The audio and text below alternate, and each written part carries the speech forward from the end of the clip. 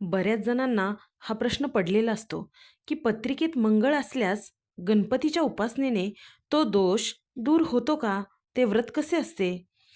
तर मंगळासाठी गणपतीची उपासना केली जाते.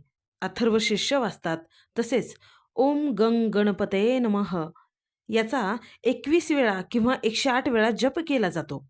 मंगळाचा जप पुढील प्रमाणे: धरणीगर्भ संभुभम विद्युतकांती समप्रभम कुमारशक्तिहस्तं च मंगलम प्रणमाम्यहम. मंगळाचे व्रत तसे सोपे आहे. पत्रिकेनुसार मंगळाचा दोष असल्यास हे व्रत करावे. हे व्रत 21 मंगळवारी करावे लागते. देवपूजा झाल्यावर व्रताचा संकल्प सोडावा. मग एका चौरंगावर किंवा छोट्या पाटावर लाल वस्त्र ठेवावे.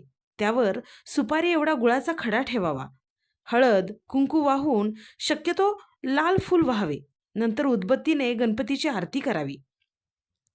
संध्याकाळी परत आरती करावी. ताम्हणात पाणी घेऊन त्या गुळाच्या खड्याचे विसर्जन करावे. ते पाणी तुळशीला घालावे. दिवसभर उपवास करावा. संध्याकाळी जेवताना गुळाचा घास प्रथम घ्यावा.